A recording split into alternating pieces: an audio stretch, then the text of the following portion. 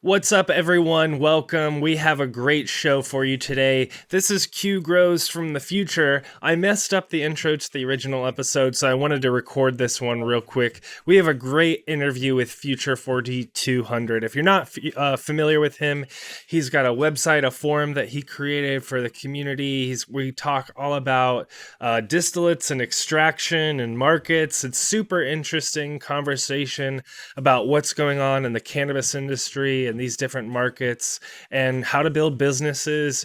It's a really fascinating conversation. Please stick with us, and we're just going to go right into the show. But before we get too far into it, I need to give a couple shout outs. Shout out to our Cannabis community. You can join us in the Cannabis app if you search Cannabis in the App Store or on Google Play, or go to cannabis.app in your browser.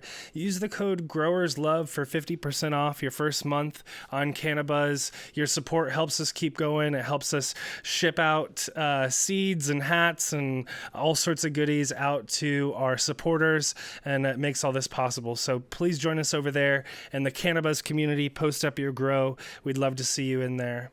Also, I'm going to shout out to our friends over at SacredThreeMushrooms.com. If you want to grow your own mushrooms, if you want to get a nice grow kit so you can grow any sort of fungi you want, look up SacredThreeMushrooms.com. Also, check out Fruity Spores. It's their friend or like a sister company, if you will. And you can get spores, which is also, if you go out there and look for that sort of thing, is actually kind of hard to find, especially if you need to ship to various states. So check out Sacred Three Mushrooms and Fruity Spores if you want to grow some fungi. And now our last couple shout outs, I'm going to go over to JR and he'll shout out our friends in the seed Thanks, department. Q. Thanks, Q. This week we're talking some Tiki announcements. Those folks are going to be doing the Secret Stash by Groovy Gravy down in Denver on June 22nd. He'll have a booth down there. And if you don't know about Secret Stash, it's a great event that has a breeder heavy event, but they're going to have skate competitions, culinary events as well. So it's a really, really good party. It's a really good time. So check out Tiki at Secret Stash this year. And then a quick shout out to NeptuneSeedbank. Next week, we'll be doing a Nugs Deep episode with NeptuneSeedbank, and we're going to have Super Seed Co. on. We're going to be talking about all of their breeding and all the good stuff they have to offer. This week, Super Seed Co. has the Seattle Zoda, and you can find that at NeptuneSeedbank.com. Awesome. Well, thanks everyone who supports the show and for listening. And if you're on the various podcast platforms, we're stoked that you joined us today. We have a great episode for you. Today we have Dustin from Future4200 Compounds and the Future4200 Forum. He's with us today. He's got a very driven and unique approach. He's been in this game for a while. You've probably seen him on all sorts of different platforms. We're super excited to have him here. Welcome to the show, Dustin. Hey, how's it going, guys? Happy to be here. Bud, happy to have you here. In the past, we've had you on, or I've had you on the Dude Grow show, but this is the first time I've been able to get your butt in the chair and ask you some questions. So I'm really excited about this episode, Dustin. I think you bring to the table a lot of things that a younger generation can kind of cling to and maybe use to help navigate the current kind of environment that we all live in right now. So we always like to start our guests off by asking how you fell in love with the plant and how it's kind of got you where you are today. Yeah, so it was kind of two things. First, I didn't smoke till I was 18, and it was Christmas, and my younger brother, who up until that point I'd pretty much bullied, like relentlessly, and he was like, "Man, you're such an asshole. You need to smoke some weed." And for whatever reason, I was like, "Sure, let's try that." And my life dramatically changed from that point on. Like, my brother and I became very good friends from that point on, have been the rest of our lives. And it made me a better person.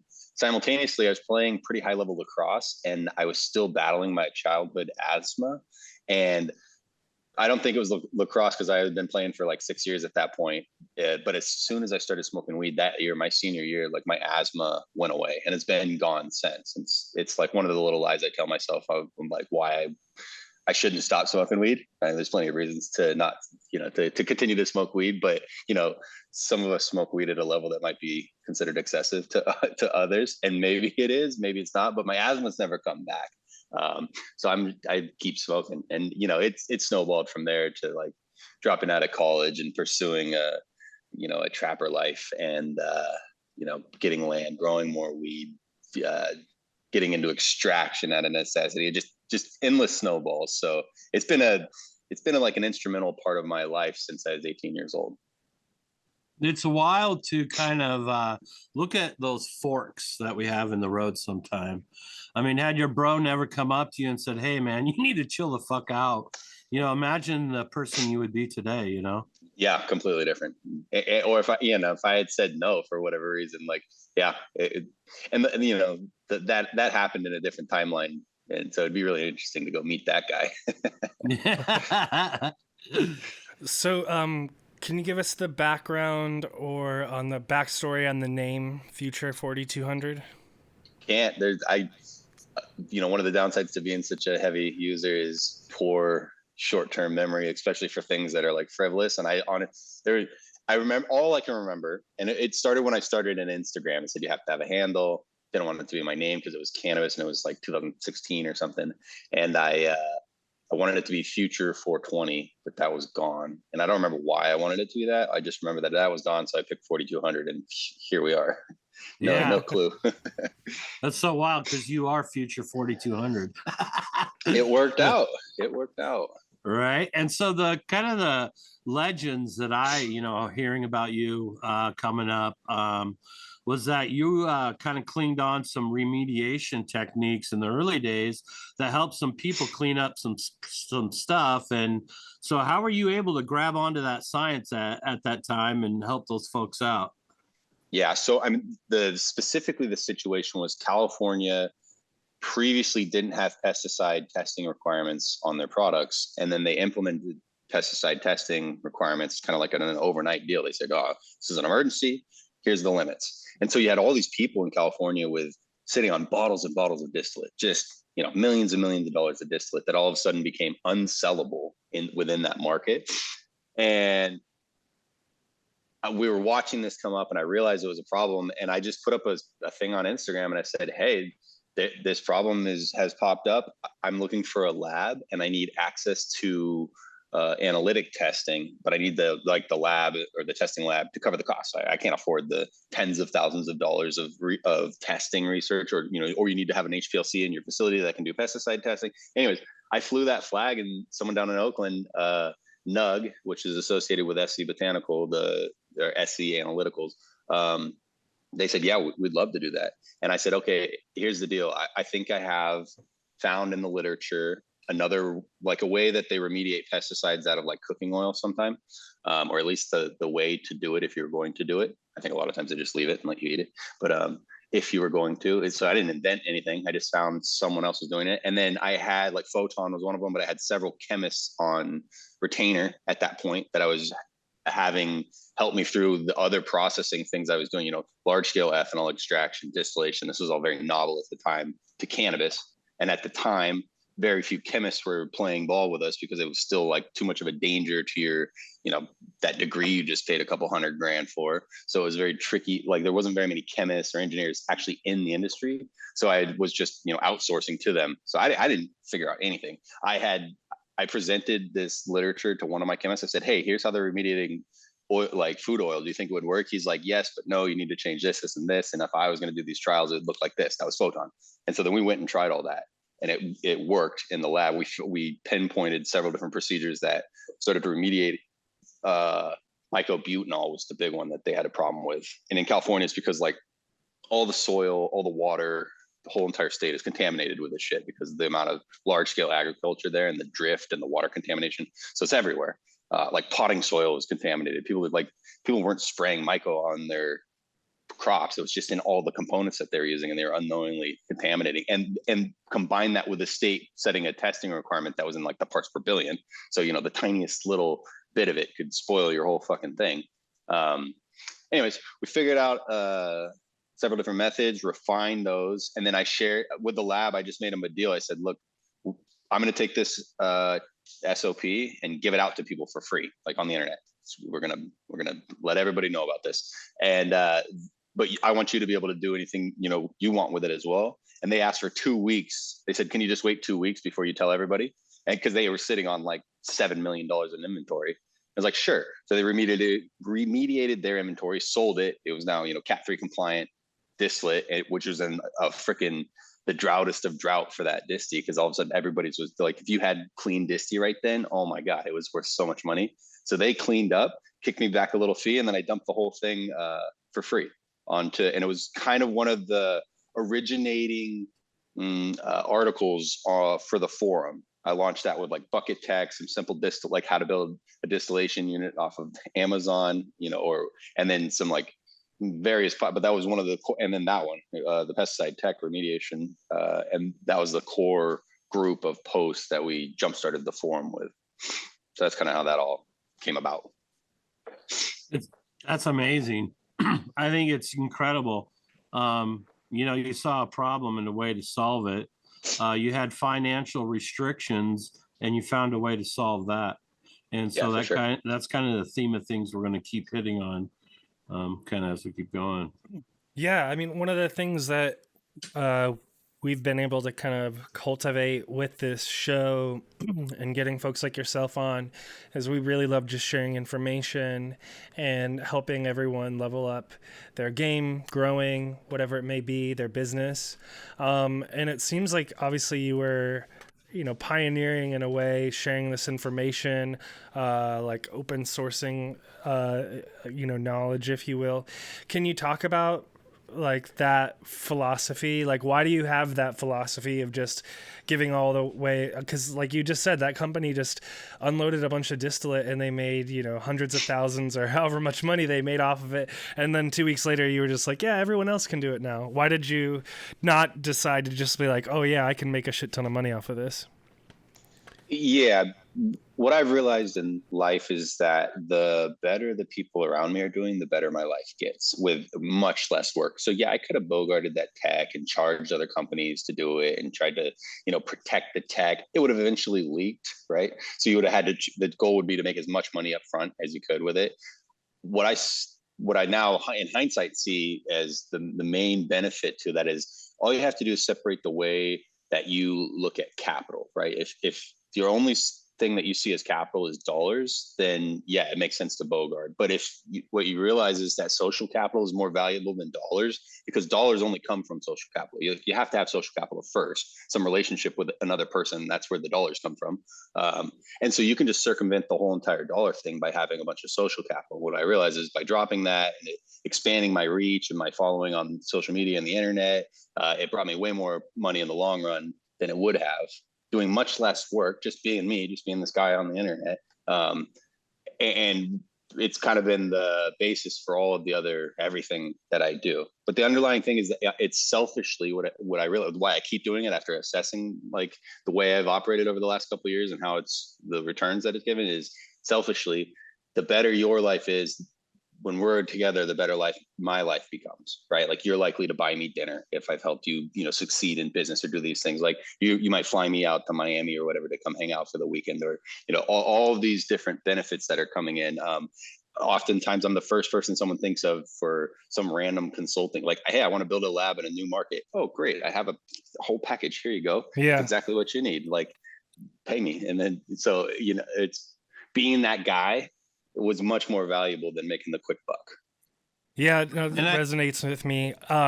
Actually, I've been having a conversation about this kind of stuff because I run community as my like day job, my career, and I've been pitching people on this. So basically, the way I summarize it is like we create value by creating value.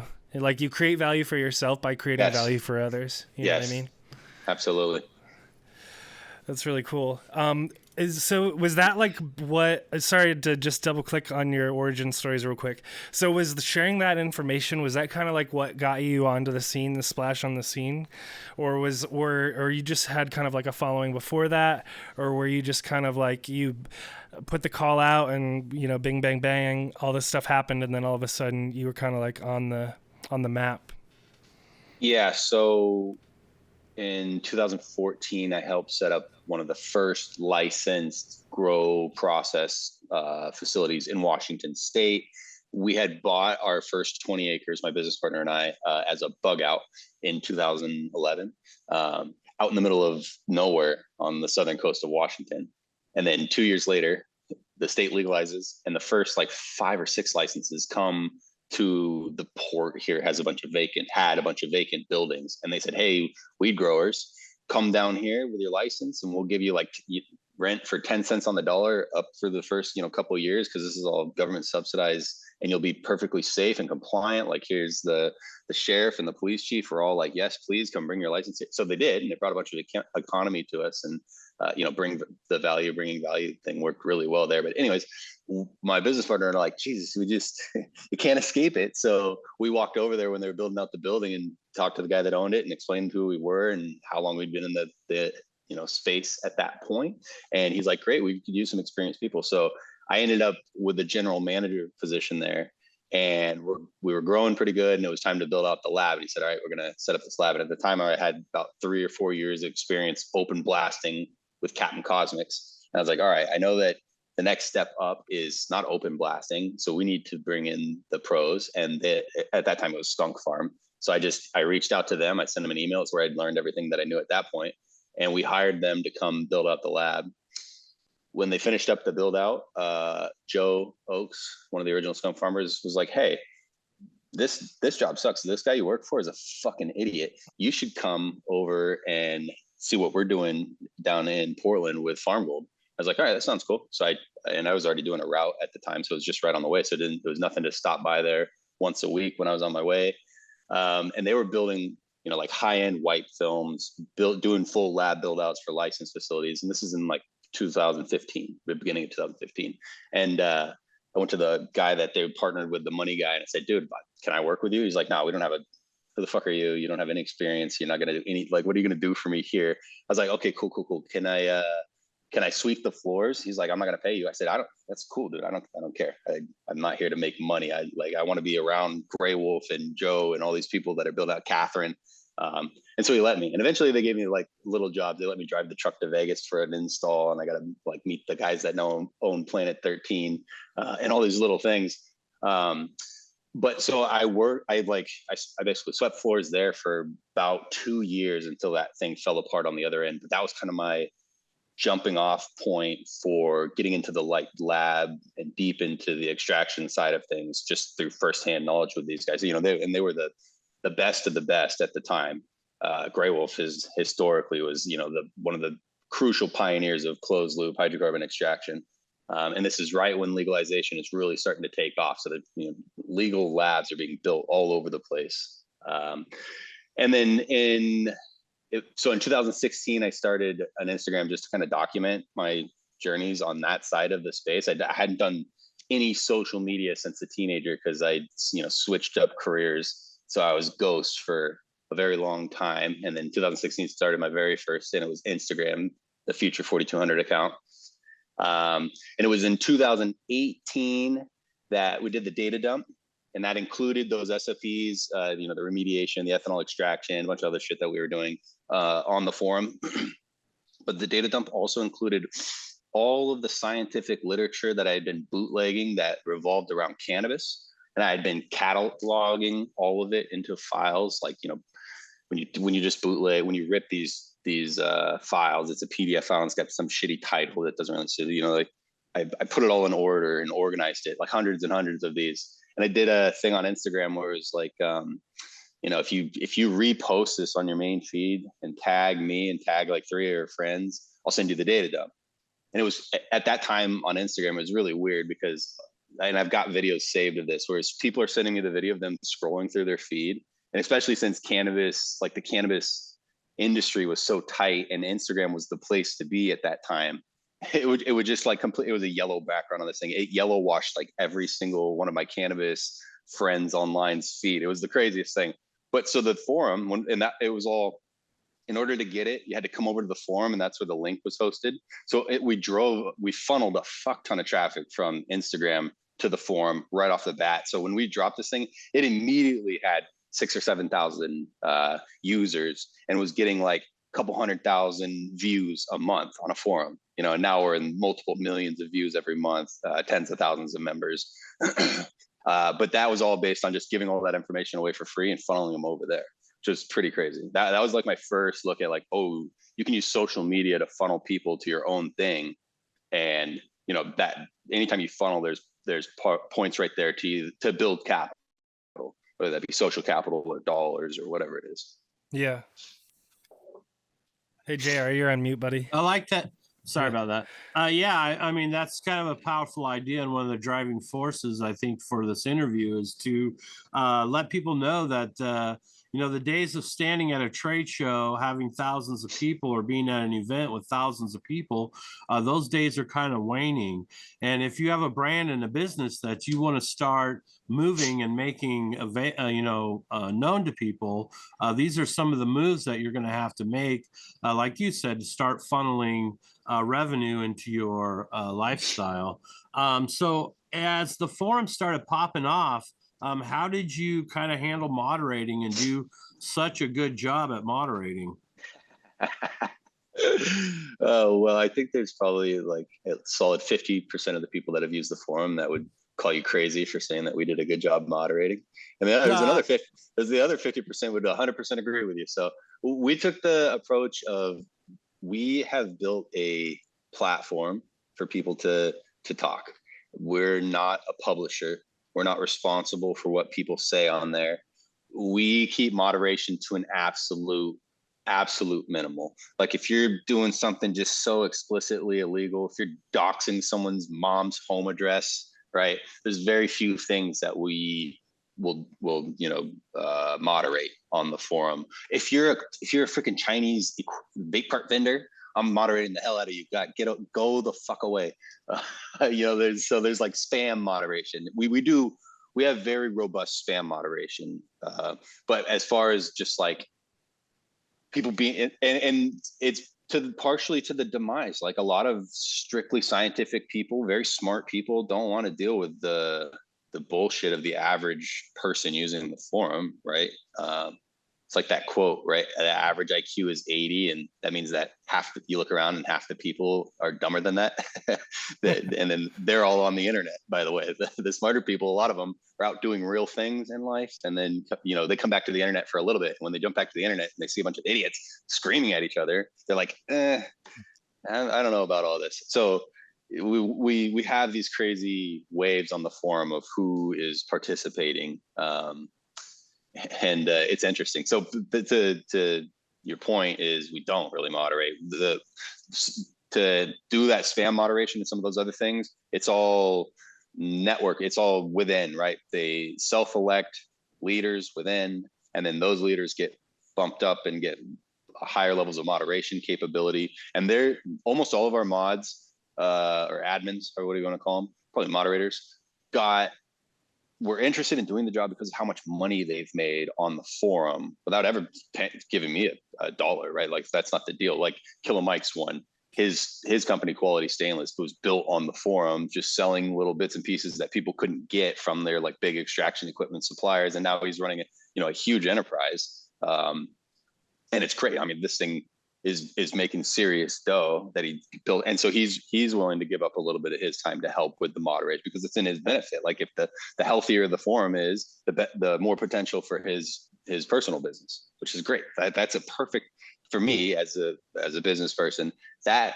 interaction right there is as good as it can get. I don't have to pay any kind of taxes or anything to Mike, and I let him take all of the money that he gains on top of it because his input, our capital exchange is him helping keep the forum in good shape. And right. He's kind of a dick on there too. So it's like, it's all crazy. It's all crazy internet shit. And that's I think that's the underlying idea. It's too much. Like there is no other way that we could have moderated it, because who the fuck's got time for all that? What am I going to sit on the forum all day long and like control what people are saying to try to make it look nice so that like serious chemists come and play? It's not what it is. It can't be that. I don't got time for that. Sorry, guys. So if anybody's mad about how the forum's been moderated, go make one. I'll tell people that you've got one. Like, you want to make a different forum? Let's do it. I'm for it. I'll tell them about it. Somebody did this. That happened. Someone was so mad about our moderation that he went and made his own little forum. And I pinned the fucking post that he put up. He's like, I got a new forum for serious people and not this clownery. And I pinned it and got some traction, and then just went away, and he's back now. So, all right, man. Okay.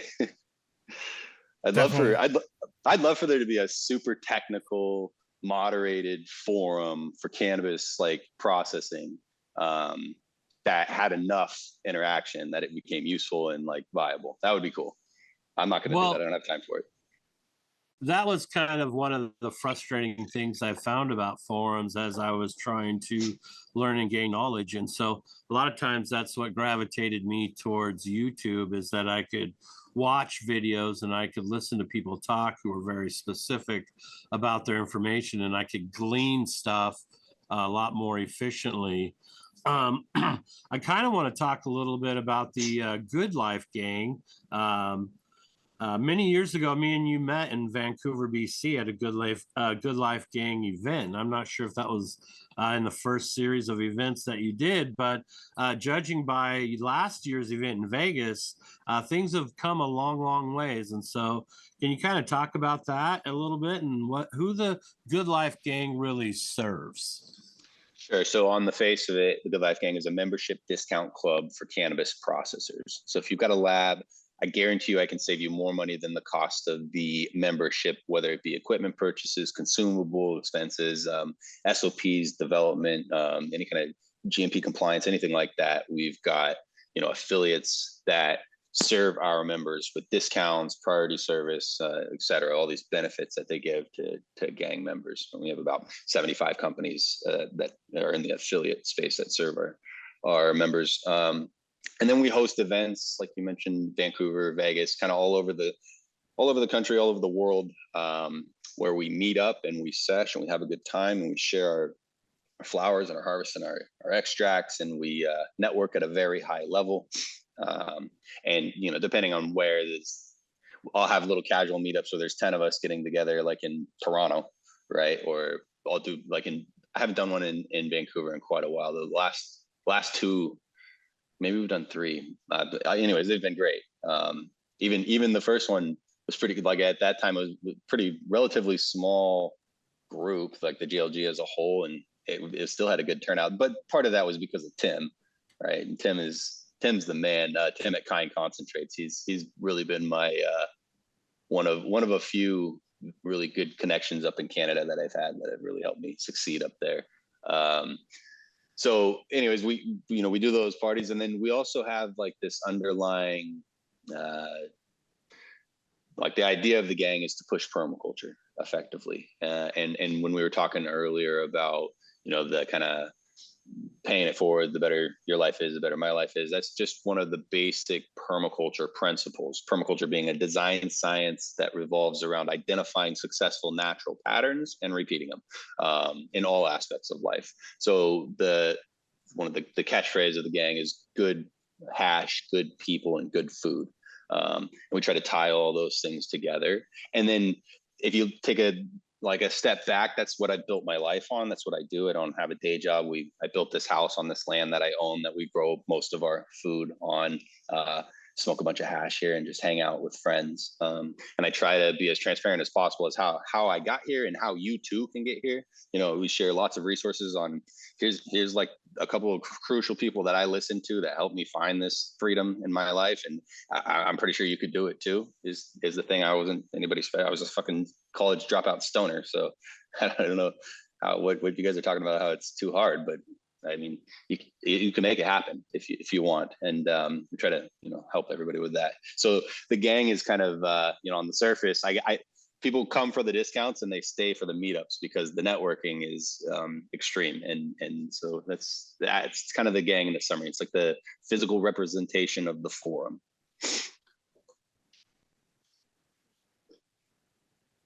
Super interesting. Well, let's talk about future compounds. I don't know what future compounds is. So, what is future compounds? Yeah, so I am a equity position holding member of quite a few different companies. And typically I'm capped at about 10% ownership of any other business. And many of these are businesses that I started, including Future Compounds, and then found somebody that had much more passion and drive and like ability, location to take that business and blow it up. So my associate Kyle Jones in Las Vegas came to me, and we had been working together in the Good Life Gang for quite a while. He's kind of my Las Vegas regional ambassador is what we call him. So I was just putting him on with all the connects. He would help me plan the events and throw the events there. And I had started Future Compounds. It didn't have a name. It's just my uncle got Parkinson's, and I was like, okay, how much? But let's see if there's any kind of cannabis product that will help you with your Parkinson's. So we started, first I put a bunch of THC distillate and CBD isolate into a big tub of coconut oil.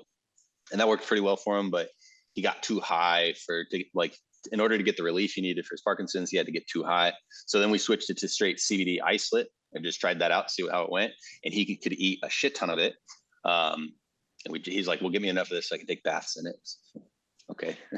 But anyways, he was able to eat enough of it to start seeing relief from his Parkinson's. So I made a whole bunch of it, and I kind of just documented a little bit of it on my social media. And all of a sudden I got people hitting me up. They're like, hey, my grandma's got Parkinson's. My fucking sister's got Parkinson's, all these people. And they're like, I just want, like, can I buy a tub? I'm like, look, no, just go buy some isolate and go buy some coconut oil and mix it together. That's literally all I'm doing. And people were like, yeah, but could I just buy it from you? And the capitalist in me is like, well, yeah, sure. It's gonna look, here's how much it cost me. Here's how much my margin that I'm gonna charge you, because I literally just told you how to go do it yourself. And quite a few people went and did it themselves, and good for them. That, like, I didn't want to start a business. So I'm seeing all this demand. I'm starting to fill it up. I'm starting to make big batches of like, I'm putting tubs in the bathtub with warm water and then filling them up. And I'm like, all right, this is unsustainable. Like, and so I went to like 5 or 6 different hemp companies that I had worked with or knew of. And I said, hey, these people are buying these fucking tubs of coconut oil and CBD and having good results. Like, and my margins were slim. And so most of these companies, like, we're not going to fill up bottles and sell them for that price. It'll devalue our entire fucking business model because we're selling 5 milligrams for $30 or whatever the fuck. And I'm selling like a million milligrams for $30. And they're like, wait a minute, what the fuck? We're doing crazy shit. And so I was like, all right, I guess nobody wants to do this. And so Kyle and I got together and I said, dude, there's this potential here. Let's start a company. Like, and he said, okay, but can we name it? Can we call it Future? And I'm positive he came up with the Future Compounds name. He said, can we call it this? And we ran it. And now Future Compounds does that, but quite a few other hemp-based cannabinoids in bulk, not just in bulk, but in relative bulk, like in that weird in between a gram and a kilo. Most of the time consumers struggle to get those volumes, and we try to provide them at a very fair price. And then we also, we have end products that are also high dose, fair price. And so that's just one of the companies that I'm a part of. I actually don't do anything there. Kyle has put together a great team. They run it. I just sit back and enjoy the fruits of the labors, which, to full disclosure, has been nothing yet because it's a small business and, it's different. Yeah, I was making pretty good money doing it in my bathtub, but I was also doing it in my fucking bathtub. Like, right. You take that and you go do a legitimate business and, taxes, employees, overhead, yes. blah, blah, blah, blah, blah, every single bit of it. So, we're doing good. I think this is the first year where, like, Kyle will come out doing pretty good as like an owner, but also as an employee, right? Like, I'm an owner, but I'm not an employee. I don't do anything there. So I expect that everybody that's there working is getting paid way before me, right? Right. That's step one. And then not only that, but do we have a surplus and enough of a surplus that we're looking at the end of the year like, shit, if we don't if we don't consolidate some of the surplus, we're just going to have to give a bunch of it to the government. That's when you start looking at paying out founders, right? Because otherwise, dump that money back into the business, reinvest, buy a bunch of seed, and what we did this year, we just went through this. We're like, okay, we're starting to look at a surplus of money here. And I'm like, and Kyle is like, look, CBD market is exploding. CBD isolate prices between now and the fall harvest are only going to go up, and they have been going up dramatically. So he bought like 250 kilos at a super price. I think he posted it was a big barrel, a big 55-gallon barrel of CBD isolate that he bought at a very good rate, and it's already matured significantly from there. So that was a great way, and he's like, well, at the beginning of the year, he's like, I think we're going to pay out. And then he hit me up after right that time. He's like, well, I don't know if we're going to pay out because I think we should buy some isolate. He's I think he wasn't nervous, but he was like telling this to me like, hey, I know I told you we're going to get paid out, but I think we should buy it. Fuck it. And I'm like, bro, say less, buy it all. Buy all. If you think that there's a play there, go for it. I'm not worried about it. Like, this is great. So anyways, it's an interesting perspective. And I like I said, I'm a member of multiple different companies at that same kind of level. Some of the best performing ones are ones that I had an idea, and I just found like the 4 or 5 people that would be best at that business and said, look, you guys should take this and run it. Look at it. And it's worked out really well. One that we have that's been fun is this passport for the trade shows. Because like you said, trade shows are just dead and dying. But we have like the GLG sanctioned passport, and if you have a booth, you can buy a spot in the passport. And then everybody that has a passport, if they go get them, all the stamps punched, then there's a bunch of like rewards, like gifts, all this shit, bonuses for getting it all. And then people come, and you can have conditions like, if in order to get the stamp from me, you got to talk to me. You got to at least give me your email address if you want my stamp. And we did it in Vegas last year, and it slayed. It was an awesome idea. So that business is booming, and again is one that I'm barely a part of. So well, I want to get back to the future compounds because I myself have developed a rub using cannabis infused coconut oil, but I've also incorporated a dit de jiao, which I've spoke before and posted a video about it. But I was wanting a CBD component, and I was going to the grocery outlet, wherever I could, to find any kind of CBD creams or oils. And then I would add that into my stuff. But after, listening to you and understanding your concepts, I thought, why would I do that when I could just get the source and add it to my own oil, my own product, and then I don't have to deal with like figuring out supply issues, figuring out what I'm gonna use next. So I ordered off Future Compounds. I got the CBD isolate because I needed to add that component to my rub, and so I think offering that to people is huge, and it's a way of uplifting your own community so that people can build their own brands. I mean, obviously, what I'm doing is unique for me. I have these traumatic neuroma tumors on the end of my severed nerves that give me tremendous hell. And I have found this rub to be incredibly, incredibly helpful. So in the spirit of open source, I throw up my recipe. And the one thing I'm adding to it is the CBD isolate that I'm getting from Future Compounds. And so when I first met you, this is right when the CBD rush was just about to happen. And you told me on the Do Grow show that, bro, I know innovators right now who've got warehouses with 55-gallon drums of CBD oil, and that whole market's going to crash.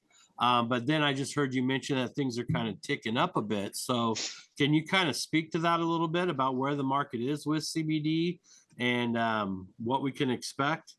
Yeah, I mean, at the beginning of the year, like January, February, I was starting to get calls from long gone ghosts that were brokers at one point in time that are like, hey, anybody growing hemp this year? I'm like, yes, no, kind of, why? And they're like, hey, we got guys that are buying, they're buying futures. They understand where they missed it last time, and this time they're putting money down right now. I'm like, this is crazy. So I made a couple of connections and got like pretty good payouts on a couple of different like future buys from farmers. That one guy has like 1,000 acres, but he's got like a 10,000 square foot, and he just rocks the 10,000 square foot indoor. He doesn't even bother with the outdoor anymore. But this, futures buyer convinced him to plant the whole. He wasn't going to. They were like completely not going to plant hemp this year. They didn't plant hemp last year, but they planted it off this futures. So that was all happening, and it has been happening. And then all of a sudden, CBD prices have started to move upwardly quickly. I wouldn't be surprised at all if they're at $300.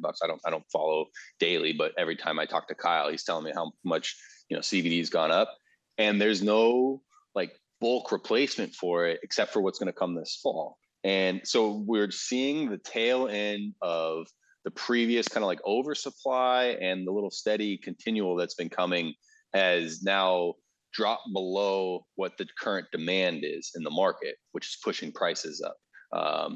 And it's going to be an interesting squeeze for all of these like retailers or the, people that are making products with CBD right now, as they watch their price go up, and they're already taxing for a 5 milligram CBD thing or whatever it is, 100 milligram CBD. Are they going to ride that price wave and just eat it? Or are they going to increase prices? And then we're going to obviously see, it's very similar to pre-legal weed, right? And you got into this drought in the summer, like, coming into the late spring, the weed's now pretty old. And then in the summer, it's kind of done. And then towards that end of the summer, you're just fiending for the harvest. And then harvest comes and boom, price crash, because it's everywhere. And that's how it was forever. Like pre-legalization, it was boom bust, dude, just the drought. So now here we are in the hemp drought, which is funny.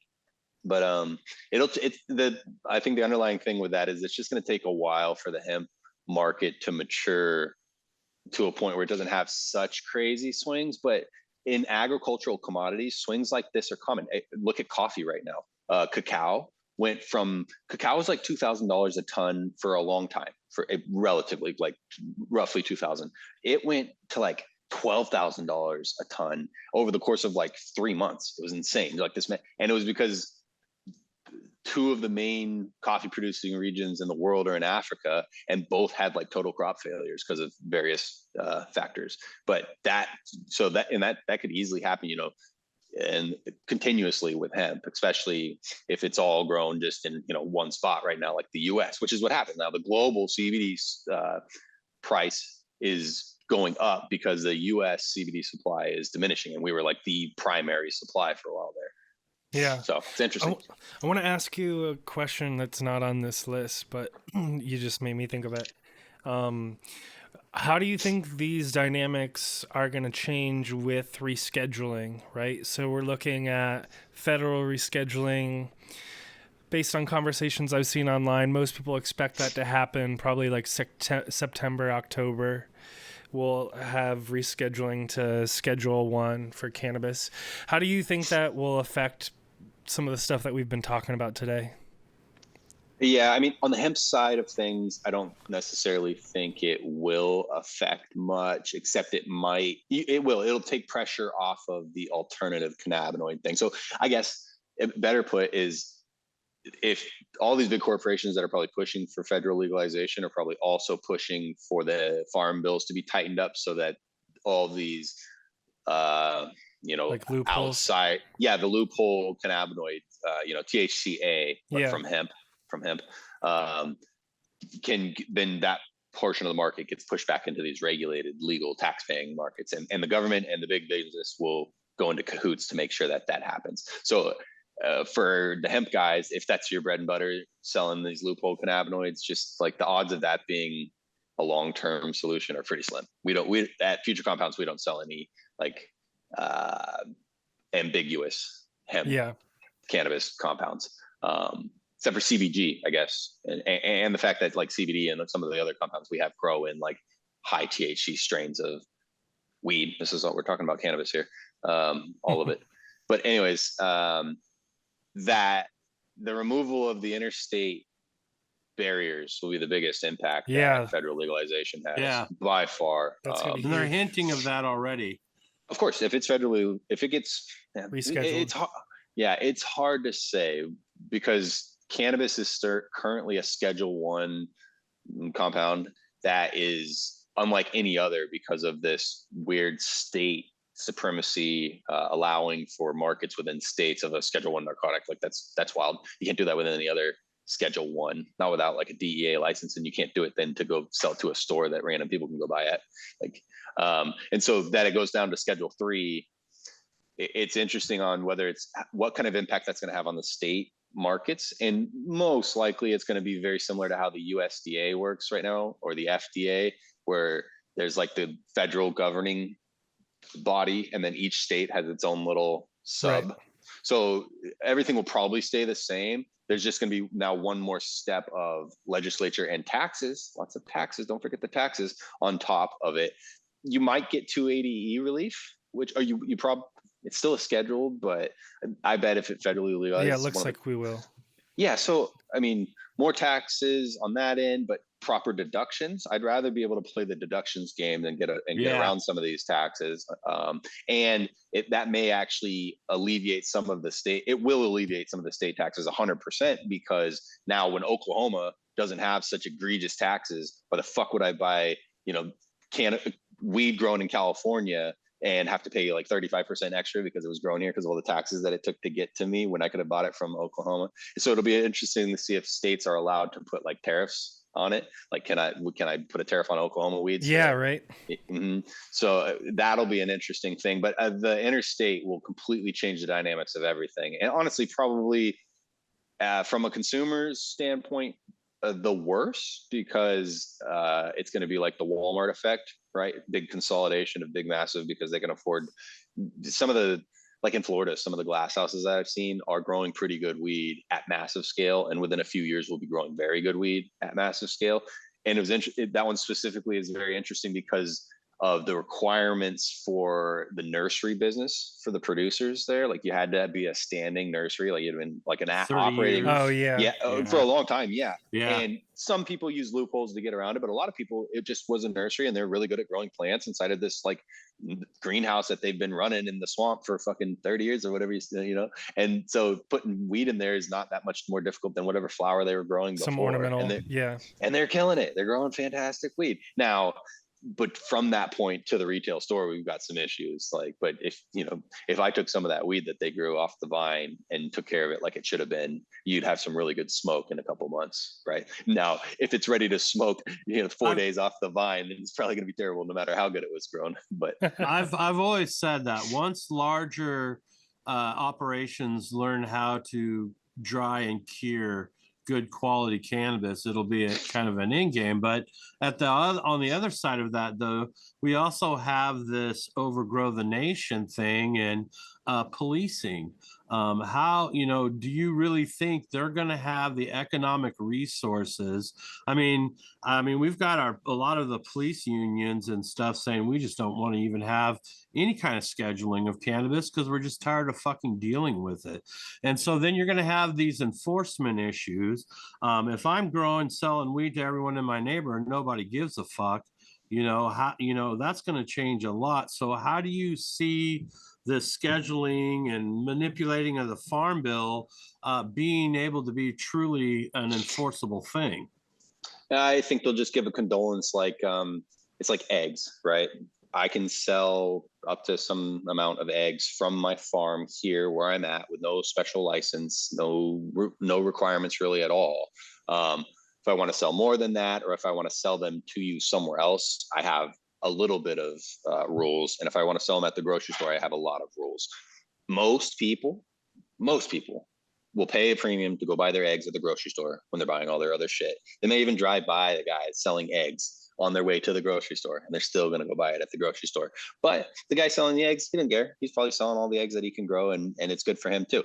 So I see it operating very similar to that at some point where, instead of them trying to, crack every egg fucking seller's head for selling illegal eggs, right? they're gonna let you sell a little bit of eggs because you can't even compete with us, Joe Blow. Go right. For it. Sell your backyard weed. We don't care.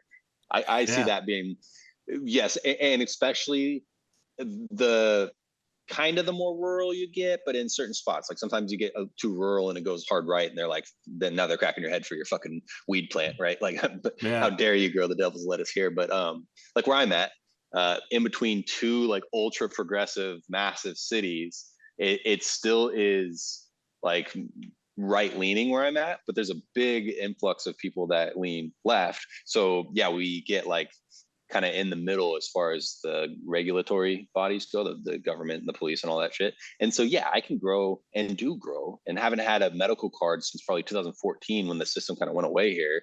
And that's really, in 2014, the medical system became much more stringent. Like you actually had to have a problem to get like cancer or something. Instead, because they want to squeeze everybody to go buy taxed weed at the store, and then they eliminated, like there never was home grow. There was only medical grow. And now if you can't get your medical card, and I said fuck that. And I've always grown a couple plants. And even so, one time I was growing, they got huge this year. Normally plants don't get like, and I'm not talking Southern Oregon huge, but like 6-7 feet tall, pretty big fucking weed plant. And it's like not up at the top of the property, but it's down the hill just slightly. So you can't see it from the road, but if you come down the driveway slightly. And so I'm working up in the lot and they're up on the ridge behind me, and the sheriff comes down the driveway and hops out. And so in order for him to see me, I'm like backdropped by the weed plants. And I'm like, oh, fuck. And I go and talk to him, and he's up there for some other thing. And we're looking, he's standing right next to me, and he looks over my shoulder. He looks at all the plants, and he looks back at me. He's like, all right, I got to go. And then that was that. Nothing else. I was like, whew. And also, 4 fucking plants. Okay, you want to arrest me for 4 plants? Like, right. Come on. And you didn't say anything. So I see a lot of so. that. I see a lot of that being unenforceable.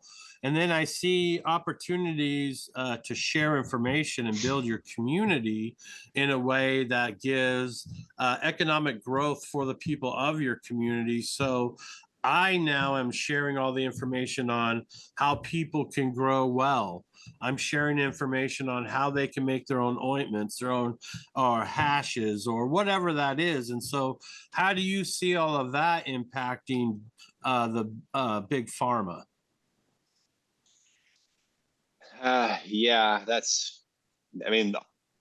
It's a tricky one, because if it does impact them, then they're going to push back against it, right? And if it's happening, then it must not be impacting them. So I don't know. It's like a catch-22.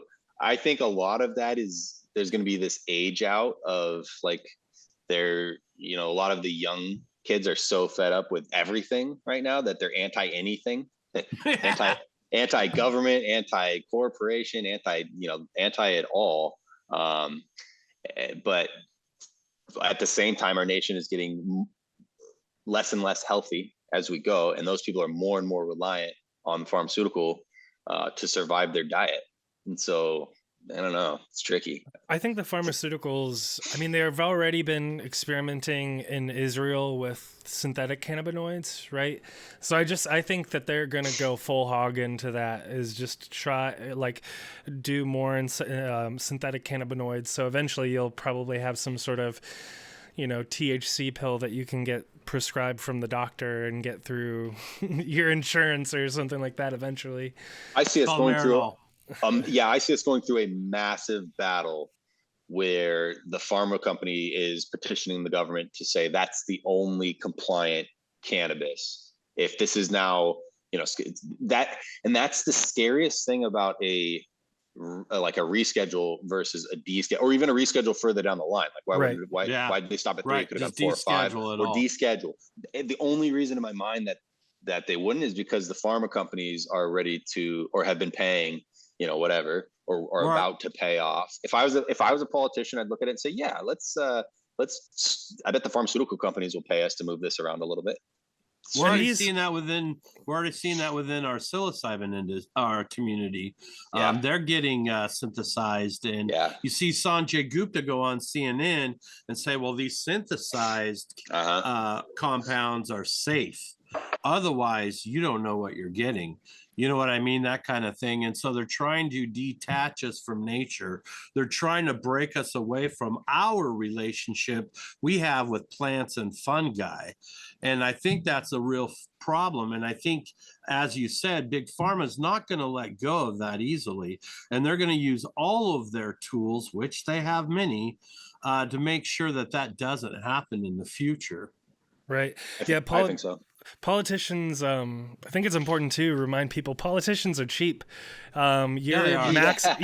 Your max donation that you can give as an individual, I think, is about $2,000, and then you can donate obviously to super PACs.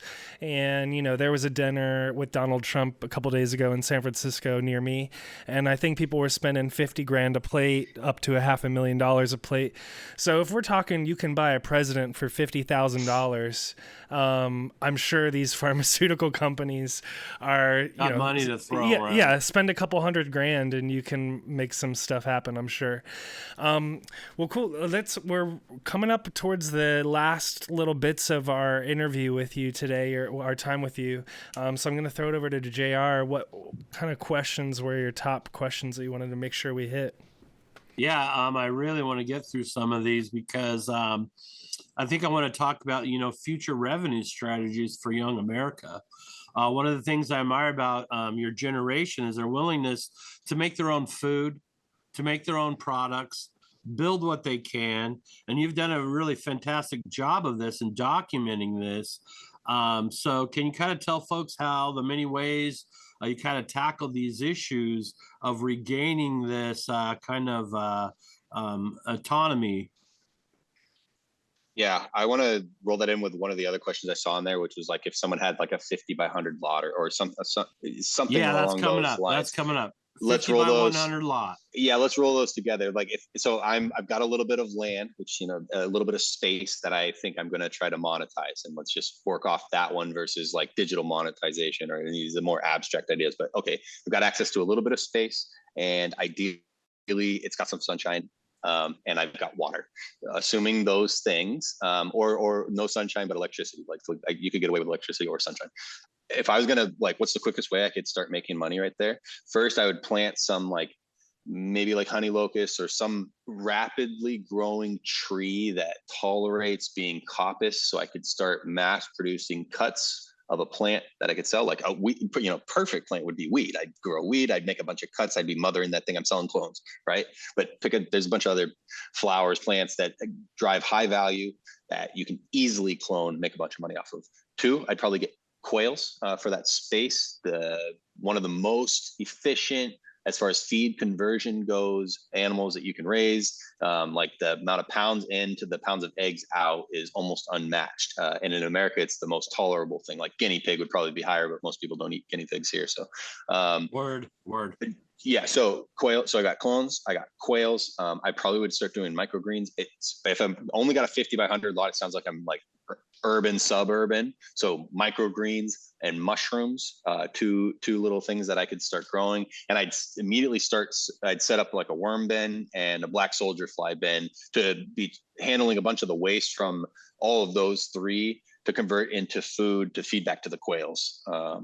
And you could run a very lucrative setup just with those few inputs and a little almost anywhere in any city for sure, because each one of those products you're growing are ultra high end and could be sold into like the restaurant community for a premium. Quail eggs, big money, all of those little things. So if I had to hop out and start over with very minimal, I would do that. And probably where I would start that is in like the suburbs and in people's backyards. Say, hey, here's what I'm going to do. Like we're going to set up this intensive production. And I bet, most people have at least, a first degree, maybe a second degree connect that they could, has a yard that they're not really doing anything with, that would be willing to let you, pitch them on some kind of business deal. Like, hey, let me do all this here and I'll kick you 10% for the use of this backyard. And there's a guy up in Canada, I forget his name, but it was called spin farming, where he started in his parents' backyard, then his neighbors, and then kind of spread it out in the suburb of Vancouver and Slade. But it's such an easy way to make a bunch of money. So I would start there, and then extrapolate that out to if you've got a bunch of land, you can imagine how you could make a decent amount of money pretty quickly.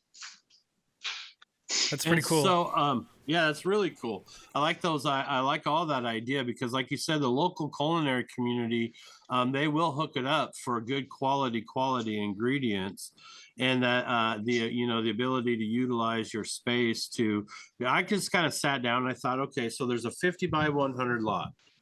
You've got two adults that have income potential in that space, what is a way that you can maximize your time? Because the time you have here on planet Earth at the end of the day should be the most valuable thing you have, right? And so one of the things you had mentioned was these food strategies. And so say I'm smart enough to join my local gleaners club, and I'm able to glean a bunch of food that I can't grow on my property, or I do get the hookup at the farmer's market, or I've done some kind of social capital. What are some food strategies I could do to kind of maximize those potentials of this acquired food? Yeah, and all those systems I just said were based on producing food effectively, or plant, like the trees for clones is maybe take that one off the table, but the other one, it's all food that I was suggesting. So you don't have to sell it. You can just eat it. If you added in fish into that system, again, considering how small it is, we want to look at high efficiency systems. So like an aquaculture system with quails and microgreens is going to hit like pretty much the bowl, especially if you're eating some of those quails every now and then. You could live off just that setup right there for sure. Especially if you had like if the fish you were growing had like eggs, like was a good source of fish eggs. But even just eating the fish in that system would be primo. Well, one of the things I seen you, and kind of the reason I was hinting at this is I noticed you had a freeze dryer. And can you kind of talk about what that brings to the table for folks? It's kind of an expensive investment, but talk about what that brings to your individual revenue stream, or even your own ability to detach yourself from a food system that's poisoning you. Sure. And yeah, you could definitely up value just random food with a freeze dryer. People pay off their freeze dryers with fucking Skittles. I don't recommend it, but they go for a high value.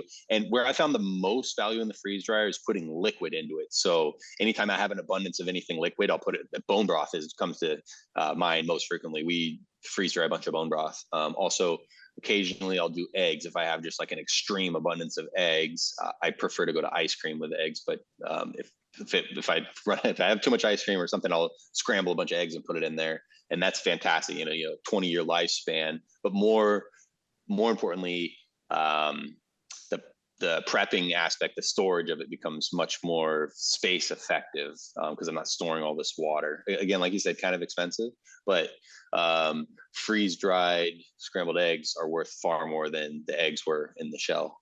So yeah, that thing, if you bought one and needed to monetize it, you could easily just by doing candy. But even you could do it like, so the food is all very tricky, like the regulatory way, like, you want to be compliant with selling people food. It's a whole game. Even candy probably has some rules to, but anyways, as a business, it's a great investment. If you've got access to like a commercial kitchen, and you've got this thing in a commercial kitchen and you're using it, and that like mine, if I ever needed to, that's what I would do. I would take it over to like the Grange or something, and I would open it up for people to eat. Like, I'd set up some contracts with other people so we could keep this thing moving 24/7, and we'll just all benefit off this tool. And that would be cool. And then that brings up the idea that if, maybe you can't afford it, but if you're in like that gleaning group or whatever other these groups you guys could crowdsource this thing and put it at your local Grange or wherever, some sort of community center, so that everybody can sign up for it and use it at various times. Because it's you need to be careful with the vacuum pump, and people will definitely screw that up. But the freeze dryer itself is a pretty simple, relatively difficult thing to screw up, although I've had some screw ups. Sometimes this stuff goes everywhere depending on what you put in there. Yeah, so your strategy that you were talking through is, I've seen it here in my local community. There was a younger guy. He bought this old chocolate shop, candy shop in my town, and they brought in 2 freeze dryers, and they've just been freeze drying like everything. and you go in there and you can get all sorts of different candies and various forms and stuff like that. And so it's just cool to see. I've been watching it here locally, just seeing that kind of explosion of ideas and trying all sorts of different things. It's big money in breast milk. That's like, man, if you've got, especially if you've got a story behind the lady that the milk's coming from, and she's just like the headiest of headies, the bodybuilding community, the fitness community will pay an unbelievable premium for like pure freeze dried breast milk, or like high, like it's got to come from somebody that's like taking care of themselves immaculately. And dude, the premium on it's wild. Like the markup on it's so nuts. Don't ask me about the legality of any of that. I don't fucking know. All right. Thanks for the pro tip. I really appreciate that. Yeah. I have a baby, so yeah, I appreciate the pro tip. Hey, no, but actually freeze drying the breast milk we found was way better than freezing it. It was much more stable. My partner has like an overactive enzyme in her breast milk, so it like breaks the it breaks the fat, the lipid connection to the minerals and the water in the breast milk, so it like settles out even in the freezer. And then the enzyme, so when you drink it again, it tastes like the minerals that are in the breast milk. Not good. Babies don't like that. So we started freeze drying it, and that problem went away. So you just rehydrate it, and it's just like it was new. Wow. It was way better. That's so wild, because I also saw your Instagram feed about the the benefits of cottage cheese. And Yeah, so that's good shit. I have elderly people in my life, and they struggle with nutrition and eating, and so I turned them on to that. And I was listening to you talk about the breast milk, and I was thinking, wow, what if you could make cottage cheese from breast milk? Oh, you certainly could. And then I wonder what happens if I freeze dry a bunch of cottage cheese. Yeah, for old people too, if you can get them to squirt some MCT in that cottage cheese, oh, dude, that's about as good as it gets for brain health right there. Oh, really? MCT oil? Yeah, I mean, yes, better would be just fish eggs, but I mean, good luck getting old people to eat fish eggs. But if they're already eating cottage cheese, if you could just spike it with some MCT, yeah, most like Alzheimer's, they'll call it type 3 diabetes, and it's because the brain loses its ability to metabolize glucose. So if you can get old people into a ketogenic state, often they can reverse some of their Alzheimer's symptoms. Sometimes all of them, sometimes none of them, but just depends on how far off you are. So yeah, very, very interesting.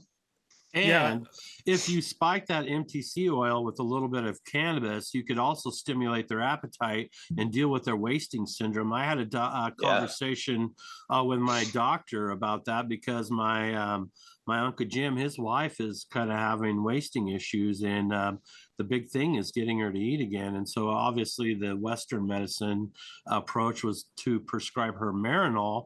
But I told him, man, just squirt some of that cannabis MTC oil right into her drink, her food, anything that she's consuming, and you're going to kill two birds with one stone.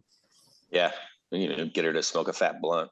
And with some of these baby boomers, that's like a mental barrier that's just on a that's just on a thing, So what's my dad is like the opposite, because he's not quite a baby boomer, he's a little younger than that, but he was in the military his entire life. And when he retired, I had just a really nice Canagar that I had been saving for the day he retired, because he smokes cigars, and it was awesome. He smoked a giant fucking Canagar for like the first time he'd ever smoked. That takes a commitment, bro. That's not like smoking a joint. That's like putting it down. I smoked like a small. It was just a blunt, like a normal blunt, like a Swisher, at his retirement party with him, and I was sitting right there with him, and he was smoking it like a cigar, and I was like, no. You're not Bill Clinton. Like, hold it in. And he took one hit, held it in, coughed like a motherfucker, and it was like, and then got fucking blitzed, right? And didn't smoke anymore.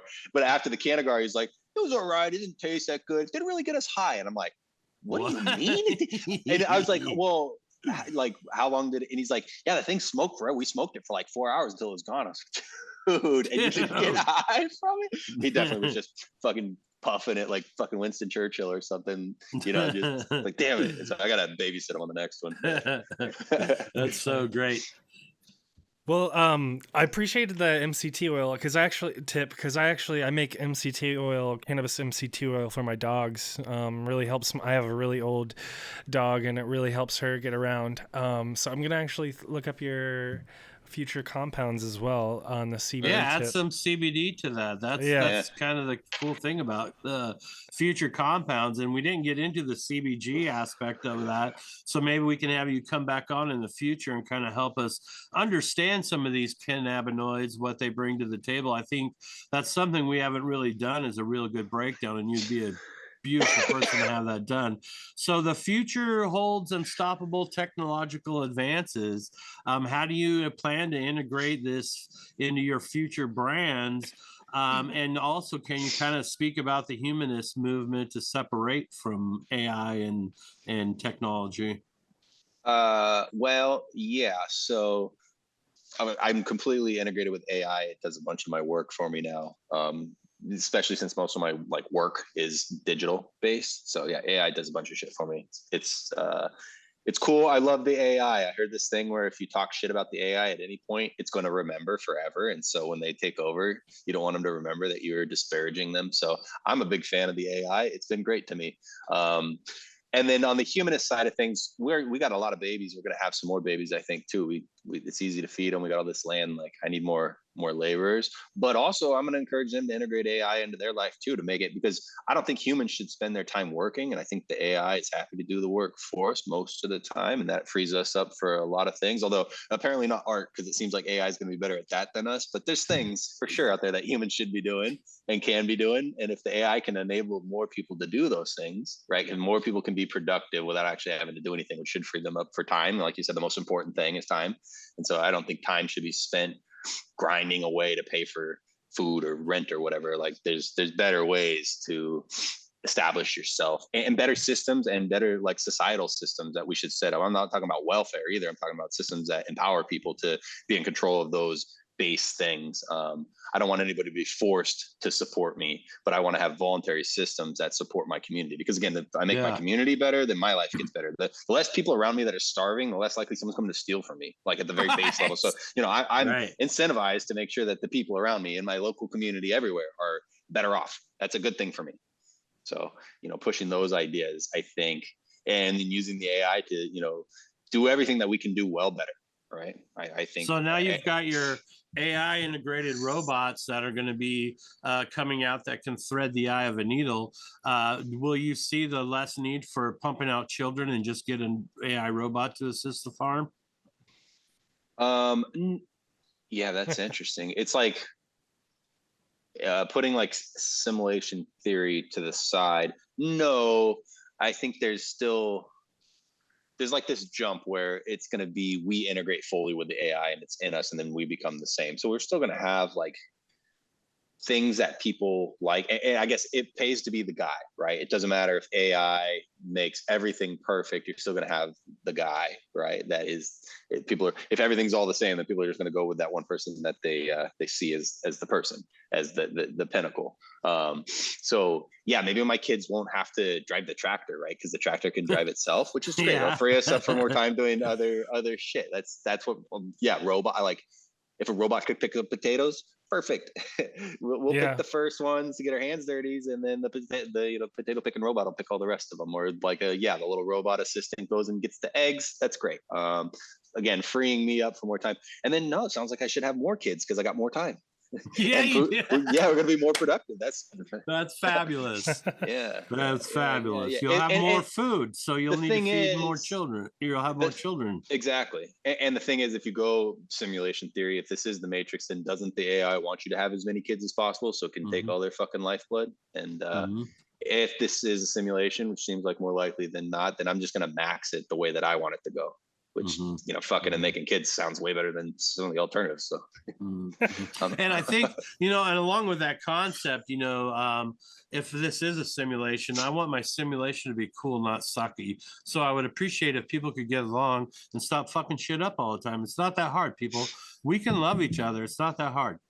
Yeah, and we can, and it's through abundance that we. It's scarcity that makes humans do crazy shit, right? When everybody's living large, like it's it's pretty friendly out there. So in the male architect, though, in the female architect, things are distributed differently. Males, when they get abundance, they go to power and greed. I think sometimes the female energy maybe doesn't focus in that way. So the female architect may be a different scenario. Yeah, but I mean, I have abundance and desire zero power over anybody, right? Because I don't want anybody to have power over me, and that's the like it doesn't. Yeah, but we're different. Everybody, you mean? Sure. Yeah, people have different motivators. Some people are kind of absolute psychopaths, and only think about themselves. So yeah, but the only way they can have power over you is if you give it to them, right? I mean, they can come and get it from you. They can come and beat you up and take it. But other than that, and then it's about, building communities that are resilient to bullies like that, right? Resilience. And we got close. This nation, its founding was very close. We've just given up too much power to the federal government. It's gone astray because then that power is consolidated and corrupted, as it always does. I don't know. Seems to me like if we could break up our federal government, it would help us reestablish some of these like societal things that we're missing. But I like that idea of the state's autonomy and states' rights. I think we always encourage on this platform for folks to be involved in their local and state government, because a lot of times that builds the community you live in. So those are the decisions that honestly matter the most. And the diffusion of the federal government would be kind of a blessing for us all. Yeah, people get mad when I say I don't vote for any of the federal government, like the president.